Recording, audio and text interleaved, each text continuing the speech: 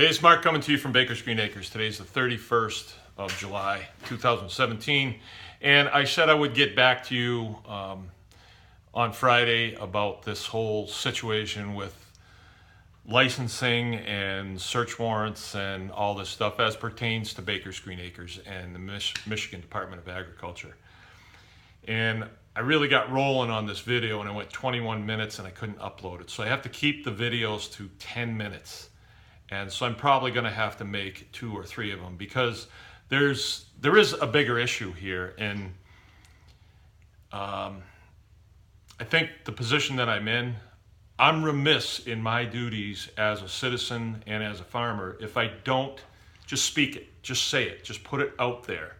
You know, that's why the First Amendment is so important, our free speech. Okay. MDA refused to issue us our license to operate this butcher shop. And they did so because they said that I had not paid my fee. All right. And then when we showed them the canceled check, they said, no, you have to talk to this guy, this Jim Padden guy. And he says, no, we're not going to give it to you because you refused an inspection. The fee thing, that was an out-and-out lie, and he knew it. I mean, it was a lie. It wasn't an oversight, and he didn't get the memo. It was a lie. He knew it. So there's one lie. The claim that I had failed to allow an inspection was also a lie. He was referring to a warrant to search my property that was issued in 2015, 2 years ago, in the December time frame. And we did not refuse that search warrant. You can't refuse search warrants. They had police with them, state police, and I would have been arrested if I had refused. So that was also a lie. And I have the video of that, by the way, and I'm going to get into that a little bit more, but for right now, here's the story. My wife and I had made decisions what was best for our family, and we had decided before I got this phone call on Friday that we no longer want to partner with Michigan Department of Agriculture. We no longer want to do that. Let me explain that. When you are a farmer and you produce something, you have real property that you've produced, like a real chicken carcass, let's say. I raise a lot of chickens, like between 5,000 and 10,000 of them.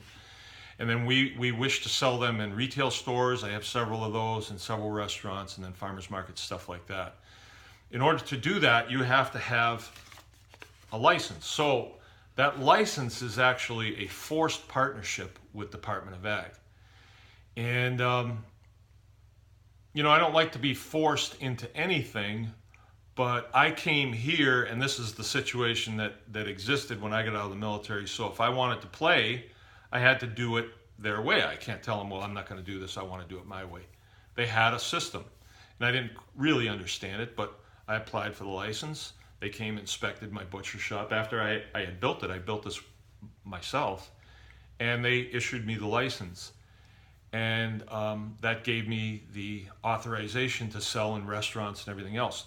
Now, the license is a license, and they don't come and provide me with anything else. There's no oversight. They're not ensuring that the food goes out of here in a wholesome manner, anything like that. They don't do that. It's just they issue you this every year after you pay them what is now $150 every year. So I don't get anything for my $150. I just get an authorization to do business. Excuse me. Well, they weren't going to give it this year, and that's where this whole thing started. And the reason I went public with this is because I think it's more of the same that small farmers are having to deal with these departments. Department of Ag, Department of Natural Resources, you know, we had a lot of problems with the Department of Natural Resources too. And, you know, lately the term fascism is getting thrown around a lot. I hear it a lot. And a lot of times the people that throw it around, they don't really even know what it is. It just sounds like something really mean and ugly. Kind of like bureaucracy. Sounds mean. Well, what fascism is privately owned government run. So I have a private business, right? My business. My finances are my own. My process, how I do business, is my own.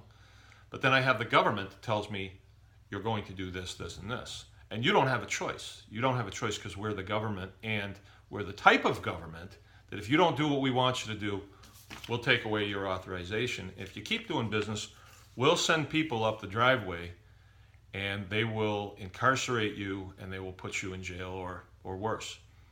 So that is the definition of fascism. I looked it up this morning in the dictionary, and it says a political ideology that imposes strict social and economical measures as a method of empowering the government and stripping citizens of rights. So, case in point, I have to give them money, that empowers them. I don't get anything for that. Another thing is my process, my life, my liberty, and my property, and my process is my property, is a Fifth Amendment issue, is protected under due process of law. Jim Patton saying, I'm not going to issue this because I friggin' say so, is not due process of law. And when I had this phone call on Friday, it kind of changed everything. It was from somebody that's pretty high up the food chain. He's like third from the top. He returned my phone call, actually. The other ones didn't. I figured if I want to make America better, I have to inform senior leadership over there at MDA what the hell's going on out here in the perimeter, Turns out they knew because they'd already watched my videos. And that is why I'm holding off on this video until Monday morning, is because I want to brief you all at the same time I brief them, And, I don't want any slick maneuvers going on in the meantime. They say they want to make things better, and I'll take them at their word. I'll take a man at his word until I see different. But we'll see. But the decisions that my wife and I have made are that we no longer want a partnership with the state of Michigan. We were forced into this partnership, and we were forced to pay their money or money to them every year just in order to do business. And we don't have to. It's voluntary. We don't have to do business with them. But we couldn't sell in retail stores. We can't sell at farmers markets. We can't sell at restaurants. And so you kind of, where do you sell then? Well, we don't know, but we do know that we don't want to be part of a system that is destined for failure. And the reason I know it's destined for failure, I'm at 8 minutes already, is because when I do business, my scorecard is my end of the month report, how much dollars I've made, right? Because I need dollars to pay for all of living expenses. That's my scorecard. I'm doing business with a partner, MDA, that keeps a different scorecard.